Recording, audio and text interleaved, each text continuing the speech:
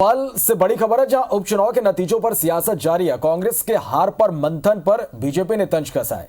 कांग्रेस के मंथन पर मंत्री नरोत्तम मिश्रा ने बयान दिया है, कुछ भी कर ले मंथन में विषय निकलेगा, अमृत नहीं।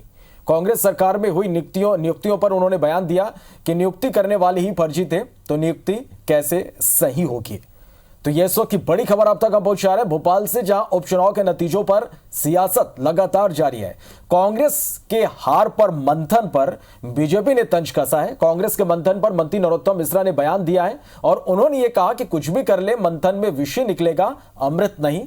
और इसके साथ एक बड़ा कांग्रेस सरकार में जो नियुक्तियां हुई हैं उस पर उन्होंने बयान दिया और कहा कि नियुक्ति करने वाले ही फर्जी थे, तो नियुक्ति कैसे सही होगी।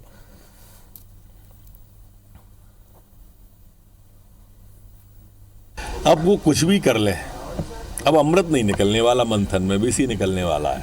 आप प्रतीक्षा करो। मेरी बात देखो, फिर हंस रहे हो आप लोग। मैं हंसने को नहीं कह रहा, आप देखो अगर विषय नहीं निकले तो बताना। जब नियुक्ति करने वाले ही फर्जी बैठे होंगे तो नियुक्तियां तो फर्जी होंगी होंगी।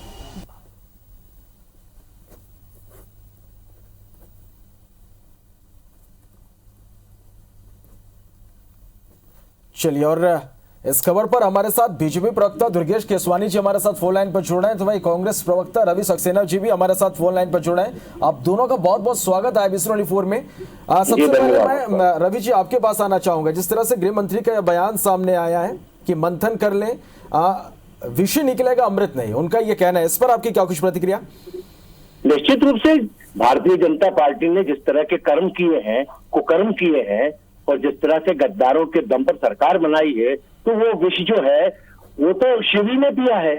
तो हम तो शिव हैं यार, हमने तो बहुत गरल पिया है और गरल पी के उसको पचाने की शक्ति अगर किसी में है तो वो कांग्रेस पार्टी में है।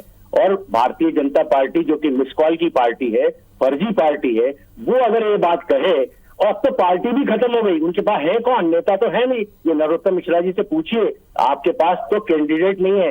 कांग्रेस से ले जाके आप उनको खड़ा करते हो, उनको जिताते हो। आपकी तो पार्टी कांग्रेस मुक्त की बात करते करते अब कांग्रेस युक्त हो गई है। आपका है कौन नेता है आपके पास? फर्जीकरण तो आपका है सबसे बड़ा। जिस जनता ने आपको इस मध्य प्रदेश से बाहर कर दिया था सत्ता से, गद्दारों के दम पर उसने सरकार बनाई। ये क्या गद्दारी के दम पे सरकार बनाने का कोई आपका नैतिक दायित्व था? क्या नैतिकता थी? कुछ नहीं थी।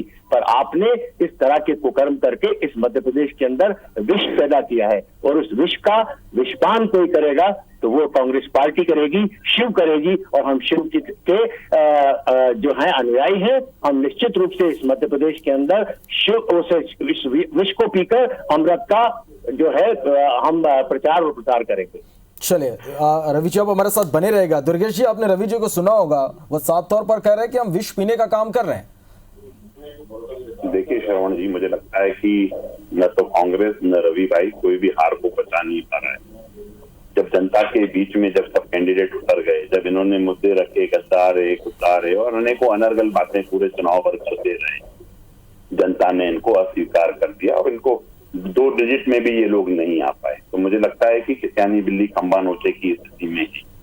और आदरणीय जैसे डॉक्टर नरोत्तम मिश्रा जी ने कहा, निश्चित रूप से मंथन तब होता है जब जनता की भलाई के लिए काम किए होते। आपने मंथन उनकी उन बातों का करते कि आपने कर्ज माफी क्यों नहीं की, आप मंथन उस बात का करते कि युवाओं को 4,000 रुपए क्यों नहीं दे पाए। अब कर देना किसानों की कर्ज माफी, नरोत्तम जी से बता देना।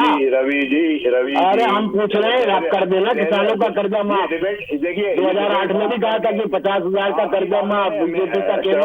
इनका ऑडियो ऑफ करिए, मैंने इनकी बात ध्यानपूर्वक सुनी। रवि जी मैं आपके पास आऊंगा और आपसे भी आपकी प्रतिक्रिया लूंगा। दुर्गेश जी अब अपनी बात पूरी कीजिएगा। तो कहीं ना कहीं मुझे लगता है कि जो 4,000 रुपए नहीं दे पाए, 10-10 सिलाई मशीन नहीं दे पाए, सब्सिडी नहीं दे पाए, गौशालाएं नहीं खोल पाए, इसका कांग्रेस को मंथन भी करना चाहिए था, चिंतन भी करना चाहिए था। इसके विपरीत जब आज कुछ भी नहीं है तब मंथन की बात कर रहे हैं, तो निश्चित ही उसमें से विष निकलना है, अमृत तो निकलना नहीं है। अमृत जो निकला वो प्रदेश की जनता के लिए है और माननीय शिवराज जी जननायक मुख्यमंत्री हैं मध्य प्रदेश के। निश्चित रूप से जो जनता के सेवा के कार्य हैं वो भारतीय जनता पार्टी। चले, तो जनादेश अब सबके सामने है, लेकिन उपचुनाव के नतीजों पर लगातार सियासत जारी। आप दोनों का बहुत बहुत शुक्रिया हमारे साथ जुड़ने के लिए, तमाम बातचीत के लिए।